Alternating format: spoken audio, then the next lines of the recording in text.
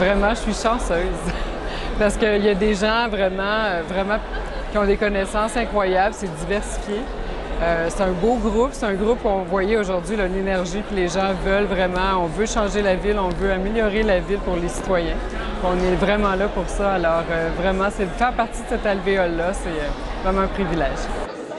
Tout le processus de la politique, c'est vraiment à la Biennale que ça a commencé, puisque Mme Vallée, Monique Vallée, qui est responsable de la lutte à la pauvreté et de l'itinérance, a vraiment annoncé à cet événement-là, la première Biennale, qu'on aurait une politique de développement social. Donc aujourd'hui, c'est vraiment la poursuite, c'est vraiment réfléchir au plan d'action qu'on va mettre en branle dans la prochaine année. Donc on va vraiment mettre en œuvre vraiment toute la réflexion. Fait que tout le processus de la politique, c'est fait avec les gens. C'est comme ça qu'on a le plus de succès. C'est vraiment tout un processus qu'on a fait une pré-consultation avec différents groupes de population, différents partenaires, les institutions, puis aussi les partenaires qu'on a, fondations, etc. Donc on a réfléchi avec les gens qu'est-ce qu'on devait mettre dans cette politique-là. On est allé voir le maire et les élus pour dire voici à quoi ça pourrait ressembler. Et maintenant, est-ce qu'on peut aller en consultation publique avec ces éléments-là? On nous a dit oui.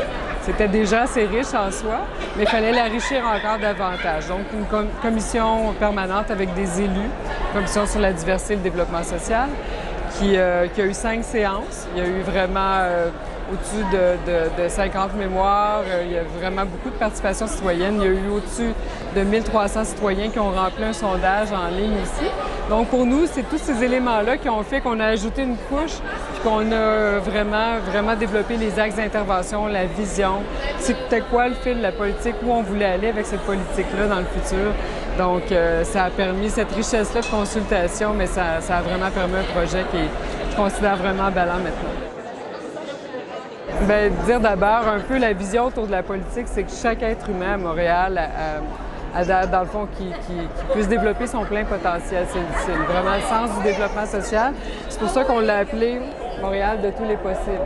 Donc, puis on a vraiment développé cette vision-là qui était que tous les êtres humains. Puis c'est sûr qu'on s'attaque à toute la population, à tous les citoyens, mais en même temps, on veut s'adresser aux plus vulnérables, puis vraiment regarder aussi toutes empêcher qu'il y ait de la discrimination et tout ça, puis ça se passe le mieux sur notre territoire. Les grands axes d'intervention qui vont faire vraiment le tissu de tout ce qui va s'écrire dans le plan d'action, c'est d'abord aménager une ville avec des quartiers à l'échelle humaine.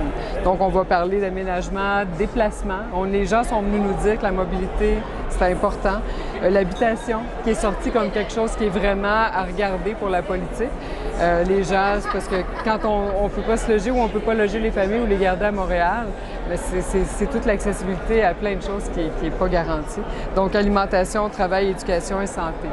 Tout le vivre ensemble qui est cher à la Ville de Montréal avec l'Observatoire du vivre ensemble, donc favoriser la cohésion sociale et le vivre ensemble comme tel à travers tout ce qu'on fait comme activité pour les jeunes, à travers l'intégration des nouveaux arrivants qui est un axe que la Ville a pris vraiment à cœur dans les derniers milles pour dire quand les personnes arrivent à Montréal, il en rentre à peu près 100 par jour. C'est 35 000 personnes par année, c'est incroyable. Donc, comment on va favoriser leur intégration socio-économique?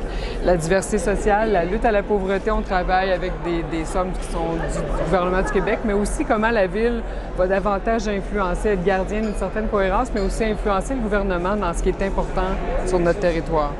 Soutenir la participation citoyenne et l'engagement citoyen, parce que sans les groupes, sans les citoyens, on ne peut pas faire, on a besoin de cet apport-là, toute cette richesse-là d'apport. L'engagement social et communautaire, l'action citoyenne. Dernier axe, de 4 axes, s'engager dans un partenariat social et économique, tous les partenariats communautaires, tous les réseaux. Le développement social est intimement lié au développement économique. Comment on va renforcer ça sur notre territoire?